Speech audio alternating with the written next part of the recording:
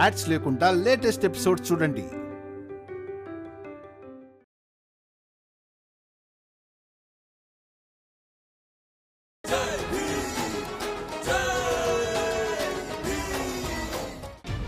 భీమరావు గురించి కూడా ఏం తెలియడం లేదు. నేను చెప్పాను కదా పెరికివాడు భీమరావు పారిపోయాడు. నేను చెప్పేది లేదు.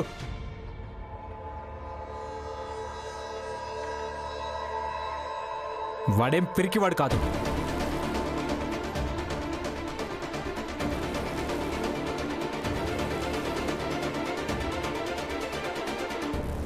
జోషి గారు, భీమ్ పారిపోయే రకం కానే కాదు. ఎవరైతే కఠినాతి కఠినమైన పరిస్థితుల్లో కూడా తన సిద్ధాంతాలను మీరలేడో వాడిలాంటి చిన్న చితక సమస్యలకు పారిపోతాడా? మరైతే ఎక్కడికి వెళ్ళాడు? నేను రాత్రి మత్తులో బాగానే మాట్లాడు. నేను నా తమ్ముడిని ప్రేమించలేను, ఇంకా ఏవేవో చాలానే మాటలు చెప్పావు. ఇక ఇప్పుడు నిద్రలోంచి లేవగానే కళ్ళు తెరవగానే మళ్ళీ ఎప్పటిలాగే భీమ్కి ఒత్తాసు పలకడం మొదలు పెట్టావా? అబద్ధాల కోరు, మాట తప్పారకు నువ్వు వెళ్ళు. హితేష్ బాబాయ్, అబద్ధాలు చెప్పడంలో అలాగే మాట తప్పడంలో మిమ్మల్ని మించిన వాళ్ళు ఇంకెవరుంటారు? ఇక భీమ్ గురించి అంటారా? నేను భీమ్ని ప్రేమించినని మాత్రమే చెప్పాను, కానీ దానికి అర్థం వాడు పిరికి వాడని నేను నమ్ముతానని కాదు.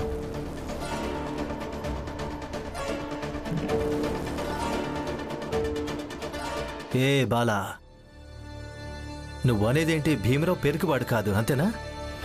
మీ నాన్నను, మీ తమ్ముడిని, అలాగే మీ అత్తయ్యను వెతుకు, వెళ్ళు. ఏమైంది?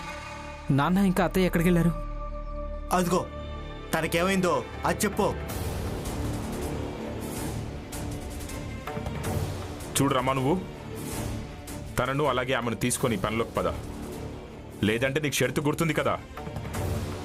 నేను ఇక్కడికి నిన్ను హెచ్చరించడానికి వచ్చాను. ఒకవేళ నువ్వు ఈరోజు పని పూర్తి చేయలేదో అందులో నాకే ప్రయోజనం ఉంటుంది. ఉచితంగా 1 నెల పాటు నాకు పని మనుషులు లభిస్తారు.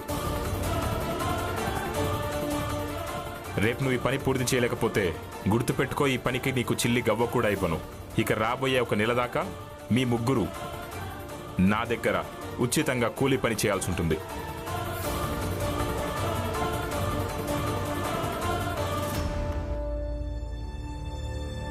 అసలు మీరేమంటున్నారు?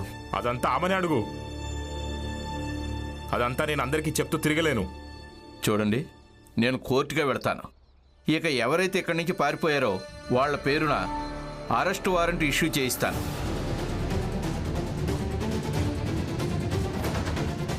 అసలు నడుస్తున్న కేసుని ఇలా వదిలేసి ఎవరైనా పారిపోతారా?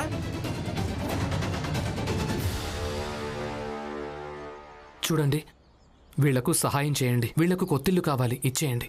వీళ్ళిద్దరూ అబద్ధాల కోరలు. ఇందాకే ఈ నగరానికి కొత్త అని చెప్పారు, ఇక ఇప్పుడేమో వెనకాలే వీళ్ళకి తెలిసిన వాడు వచ్చాడు. వెళ్ళండి, ఇంకెక్కడికైనా వెళ్ళి వెతుక్కోండి. చూడండి, వీళ్ళు మీకు అబద్ధం చెప్పిందైతే నిజమే, కానీ వీళ్ళ అబద్ధపు మనుషులైతే కాదు. పద పద మీరా. భీమ్, నేను చెప్పేది అర్థం చేసుకో. ఇప్పటికి నేనే అర్థం చేసుకోవాలా? ఇల్లు వదిలేసి పారిపోయి వచ్చింది మీరిద్దరే నాన్న. అయినా సరే ఇప్పటికీ మీ దగ్గర సంజాయిషి ఇచ్చుకోవడానికి ఏమైనా ఉంటే చెప్పండి, నేను కూడా అర్థం చేసుకుంటాను. అత్తయ్య, మీ దగ్గర కూడా ఏదైనా ఉంటే నాకు చెప్పండి. భీమ్, అర్థం చేసుకోవడానికి ప్రయత్నించు బాబు. మేమిద్దరం అక్కడే ఉన్నామంటే విషయం ఇంకా చెడిపోతుంది. లేదత్తయ్యా, అంచనా వేసి మీరు నిర్ణయాలు తీసుకుంటున్నారు. ఇక అంచనా వేసి తీసుకునే ప్రతి నిర్ణయం కూడా ప్రతిసారి నిజం కావాలన్న అవసరం ఏమీ లేదు. అలా అని మీరే కదా నాన్న చెప్పారు నాతో. ఇంటికి పదండి, ఇవ్వండి. భీమ్, మేం మళ్ళీ ఇంటికి తిరిగి రాలేము. నువ్వు వెళ్ళిపో. చూడు బాబు, అక్కడ మాకు ఎలాంటి పని లేదు, కానీ అక్కడ నీకు పనుంది. అర్థం చేసుకో.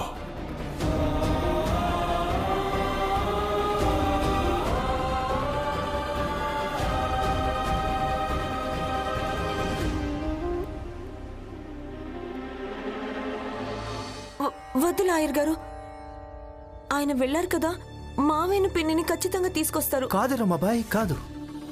వాడు వెళ్ళిపోలేదు, వాడు పారిపోయాడు. ఇక పారిపోయిన వ్యక్తి ఎవరినో ఎలా వెతికి తీసుకొస్తాడు చెప్పు? అసలు ఈ విషయాలతో నాకు ఎలాంటి సంబంధం లేదు. నాకు కేవలం ఇది చెప్పు, నా పని పూర్తవుతుందా లేక అవ్వదా? చూడండి, మీ పని సాయంత్రం కల్లా పూర్తవుతుంది, మీరు కంగారు పడకండి. నేనేం విన్నానంటే భీమ్రావు చాలా ధైర్యవంతుడని, న్యాయం కోసం పోరాడతాడని. నేను విన్న తప్పు. ఆ జీజాబాయ్ నాకు అబద్ధం చెప్పింది. జీజాబాయ్ భీమరావు ధైర్యవంతుడని చెప్పిందా? అబద్ధాల కోరు. అసలు ధైర్యవంతుడు కాదు, కేవలం అదృష్టవంతుడంతే. పదే పదే అదృష్టం సహకరించింది, దాంతో గెలుస్తుండేవాడు. కానీ ఎంతకాలం? ప్రతిసారి అదృష్టం సహకరించదు కదా. అదృష్టం రమకు కూడా సహకరించడం లేదు. అందుకే అక్కడ పని వదిలేసి ఇక్కడ ఇంటి సమస్యలు పరిష్కరించుకోవడంలో తన సమయాన్ని వృధా చేసుకుంటుంది. ఆపండి, మీరు శాంతంగా ఉండండి. అరిచి అరిచి తమాషా చేస్తున్నారు. జోషి గారు, మీరు మీకిది కేవలం నా భర్త అలాగే నా కుటుంబం సమస్యలో చిక్కుకోవడమే ఇష్టం కదా. మేమంత సమస్యలోనూ చాలా మీకు సంతోషంగా ఉందా? వెళ్ళండి, వెళ్ళి ప్రచండదేవ్ గారితో పండగ చేసుకోండి. మమ్మల్ని మా దారిని వదిలేయండి. లాయర్ గారు, మీరు సాయంత్రం దాకా ఎదురు చూడండి. ఆయన మావయ్య పిన్నిని వెతికి తీసుకొస్తారు.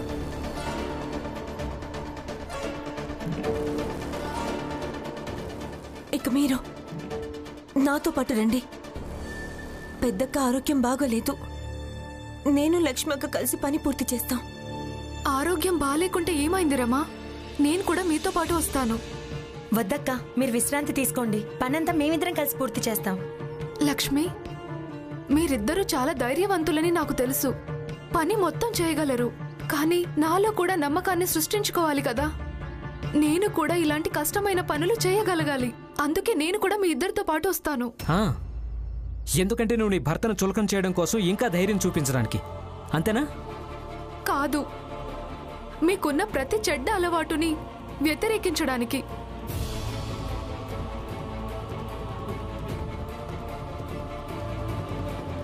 రమా, లక్ష్మి, పద. అక్క, నా మాట వినండి. మీ ఆరోగ్యం మళ్ళీ దెబ్బతింటుంది. మీరిక్కడే ఉండండి, నేను లక్ష్మక్క వెళ్తాం. లేదు రమా, మన ముగ్గురం కలిసే వెళ్దాం. పదండి. లక్ష్మి, పద. ఆగండి, నేను కూడా వస్తాను. వద్దు, చూడండి, నా మీద ఒట్టే. మీరెక్కడికి వెళ్ళడానికి వీల్లేదు. మాకు సహాయం చేయడానికి రావద్దు. అలాగే ఇంకెక్కడికి పని వెతుక్కోవడానికి వెళ్ళొద్దు. ఇక్కడే ఉండండి.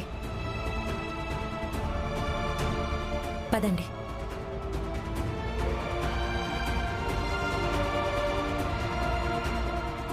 కరుణా, బాలా,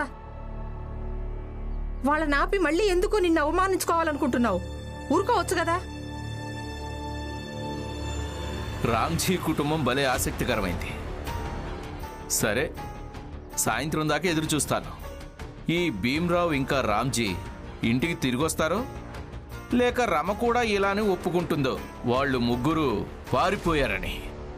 అయినా చట్టపరమైన పోరాటాన్ని ఇలా మధ్యలో వదిలేసి వెళ్ళిపోవడం కూడా అపరాధమే నాన్న. మీరింటికి తిరిగి రావడానికి మీ దగ్గర ఈ కారణం కూడా ఉంది. భీమ్, నేను నా భార్య కోరిన గొంతమ్మ కోరికను తీర్చలేను. అందుకే ఏ న్యాయస్థానమైనా నాకు ఉరిశిక్ష వెయ్యదు. నువ్వెళ్ళు, నేను రాలేను. రాలేరా? సరే అయితే, ఇక నేను కూడా వెళ్ళను. భీమ్, మీతో పాటు ఇక్కడే కూర్చుని ఉంటాను.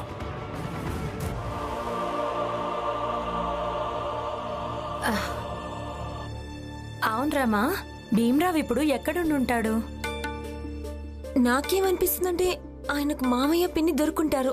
కానీ వాళ్ళిద్దరూ ఇంటికి రావడానికి ఇష్టపడలేదేమో. ఆయన ఒప్పిస్తుండొచ్చు. కానీ నీకెలా తెలుసు రమా? ఇలా ఇలాగే జరగొచ్చని. ఆయన భార్యను కదా, ఆయన ఎప్పుడేం చేస్తారో ఏం చెయ్యరో ఓ అంచనా ఉంటుంది. ఇక చూస్తూ ఉండండి, ఇలాగే జరుగుతుంది. ఇలాంటి అవగాహన ప్రతి భార్యాభర్తల బంధంలో ఉండడం మంచిది. ఇక ఎవరి మధ్య ఈ అవగాహన ఉండదో వాళ్ళ జీవితం అంతా సమస్యలు ఎదురవుతూ ఉంటాయి.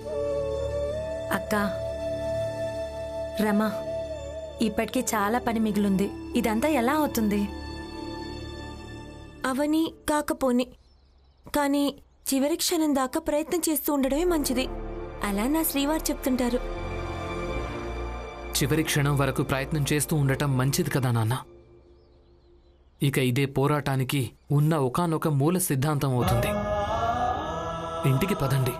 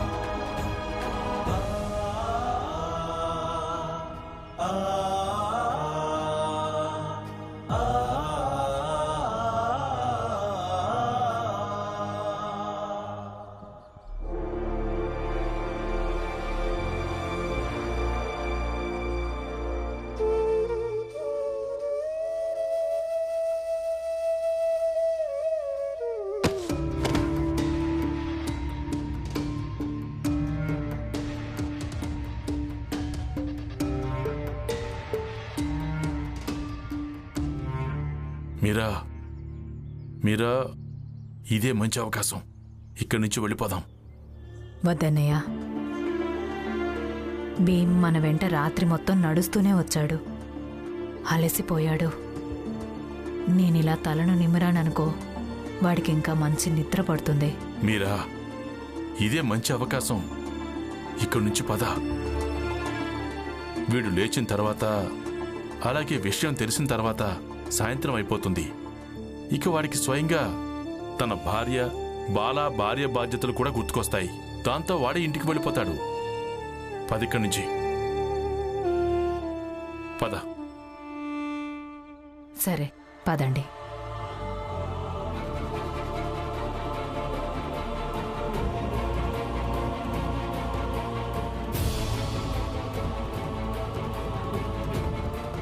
నాన్నను అత్తయ్యను వెళ్ళిపోనివ్వకూడదు, నిద్రపోకూడదు, వాళ్లను వెళ్ళనివ్వకూడదు. అత్తయ్య, నాన్న, అత్తయ్య, నేను మిమ్మల్ని వెళ్ళనివ్వలేను. భీమ్, ఏమైంది బాబు? నువ్వు నా ఒడిలో పడుకో, నేను నీ తలను నిమురుతాను. వద్దు వద్దు వద్దు అత్తయ్య. నాకు నిద్ర ఎలా పట్టిందో కూడా నాకు తెలియలేదు. నిద్ర పట్టడమే కాదు, నాకేం కాలొచ్చిందంటే నేను నిద్రపోవడం చూసి మీరిద్దరు ఇక్కడి నుంచి వెళ్ళిపోయారని. నేను ఇలా పడుకోకూడదు. మీరిద్దరూ ఇక్కడ కూర్చుని ఉండండి, నేను మొహం కడుక్కుని వస్తాను. భీమ్, మీరా, చూసావా అన్నయ్య, మనం వెళ్ళిపోవడం వల్ల మిగతా సమస్యలన్నీ తొలగిపోతాయి. కానీ భీమ్ సంగతేంటి? వాడి ఆందోళన చూసారా? వాడు మీరు లేకుంటే నిద్ర కూడా పోలేడు. అందుకే నాకేమనిపిస్తోందంటే మనం వెళ్ళడమే మంచిదని. ఇంటికి తిరిగి వెళ్ళిపోదాం అన్నయ్య.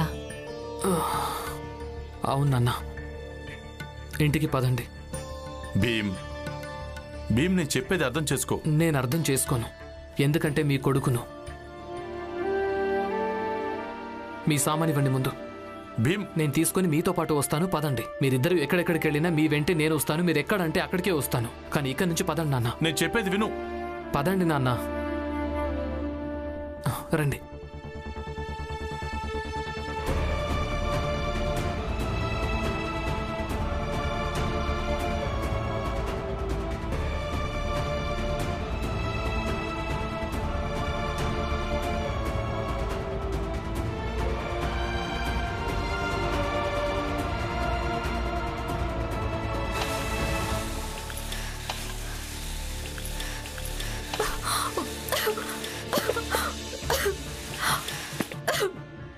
అక్క అక్క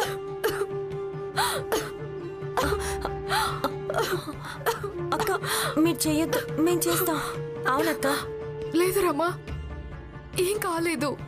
పదండి, పని చేసుకుందాం, చాలా పని ఉంది. చెప్పేది వినండి అక్క, మేము చేస్తామంటున్నాం. చూడండి,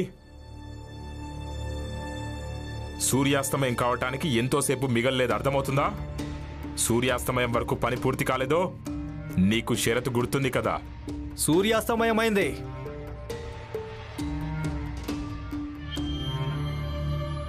నమస్కారం. నమస్కారం. సూర్యాస్తం అయిపోయింది రమాబాయికి. రమా, షరతులు ఓడిపోయావు. పైగా ఈసారి నీ భీమరావు కూడా లేడు నిన్ను ఏదో ఒక నాటకం ఆడి నిన్ను కాపాడడానికి. ఓటమిలోంచి కాపాడలేకపోయినా ఇతరులకు ఒక పెద్ద ఉపన్యాసం ఇచ్చి తను చెప్పింది ఒప్పని చెప్పించడానికి ప్రయత్నిస్తాడు. మీ ముగ్గురు సూర్యాస్తమయం వరకు మట్టిలోంచి రాళ్లు జల్లెడ పట్టే పని పూర్తి చెయ్యాలి. మీ ముగ్గురు ఈ పని చెయ్యలేరని మాకు తెలుసు. తర్వాత ఏమవుతుంది? మీ ముగ్గురు ఉచిత కూలీలుగా మారిపోతారు. నరోత్తం, చెప్పండి.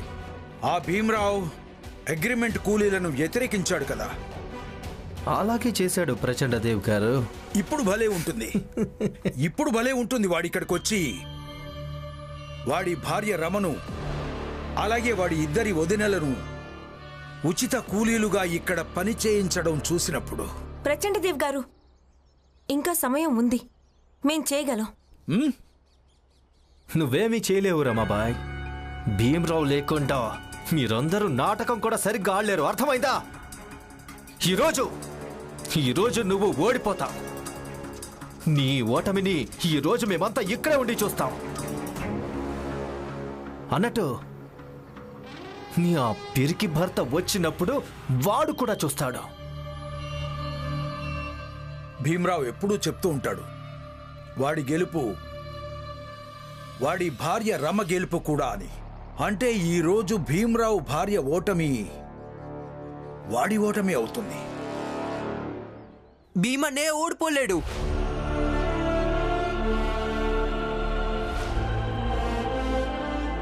అలాగే రమ్మక్క కూడా. ఇప్పటికీ ఇంకా సమయం మిగిలే ఉంది, పని మొత్తం పూర్తవుతుంది. ఎవర్రా నువ్వు? నువ్వు ఒక్కడివే పని మొత్తం పూర్తి చేయగలవా? లేదు, మీరందరూ వచ్చేయండి.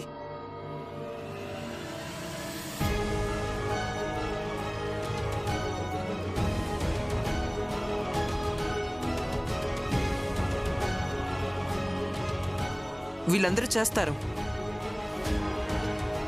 అవును, మీరు నన్ను అడగరా వీళ్ళందరూ ఎవరని? ఎవరు? మేం భీమరావుకు రుణపడి ఉన్న వాళ్ళం. ఈరోజు భీమరావు ఇక్కడ లేడు, కానీ మేమందరం ఆయన భార్యకు ఖచ్చితంగా సహాయం చేస్తాం. కొడుకు చదువుకోవడానికి భీమరావు పంపించాడు. దానికి బదులుగా నేను భీమరావు కోసం ఏమీ చేయలేకపోయాను. అందుకే దీపక్ చెప్పగానే వచ్చేసాం. ఇక తన ప్రయత్నాల వల్లనే ముందుగా వీధిలో దీపాలు వెలిగే స్తంభాలు భీమరావు బస్తీకి వచ్చాయి. తర్వాత నేను తన సలహా అడిగాను. ఆ తర్వాత నేను ప్రయత్నించాను. ఇప్పుడు మా వీధిలో కూడా దీపపు స్తంభాలు వచ్చాయి. ఇప్పటిదాకా తనకు కృతజ్ఞతలు చెప్పుకోవడానికి అవకాశం రాలేదు, కానీ ఈరోజు వచ్చింది. అందుకే నేను వచ్చాను. నేను భీమరావుని ఎప్పుడూ చూడలేదు, కానీ తన గురించి నేను చాలాసార్లు విన్నాను. తను మా చిన్న జాతి కోసం ఇవన్నీ చేస్తున్నాడు. ఇక తన భార్యకు మేం సహాయం చేయకుంటే ఇంకెవరు చేస్తారు?